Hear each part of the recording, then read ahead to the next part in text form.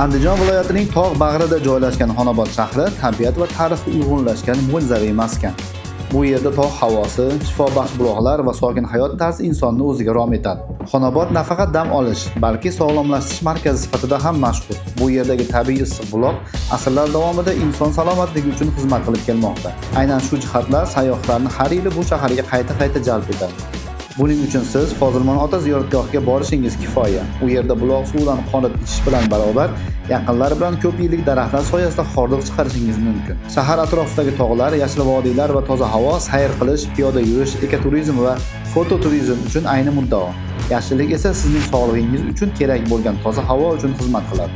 Turli attraksionlar farzandlaringizga quvonch ulashadi. Oilaviy va yaqinlar bilan hordiq olish uchun ajoyib maskanlar sizni kutmoqda.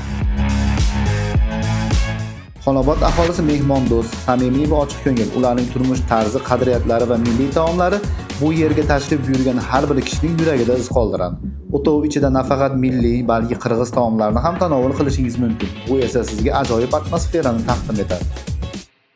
Bugun Xonobod asta-sekin zamonaviy infratuzilmalar bilan boyib bormoqda. Yangi mehmonxonalar, dam olish maskanlari, turistik xizmatlar sayyohlar uchun yanada qulayliklar yaratmoqda. Ayniqsa adrenalinni his qilish uchun ishga tushirilgan balon va zipline unutilmas lahzalar taqdim etadi. Xonobod sokinlik istaganlar uchun maskan, tabiat bilan uyg'unlikni his qilish xohlovchilar uchun manzil. Uni bir marta ko'rgan inson albatta yana qaytishni istaydi. Sizni O'zbekistonning Shvetsariyasi Xonobodda kutamiz. Xonobodga xush kelibsiz.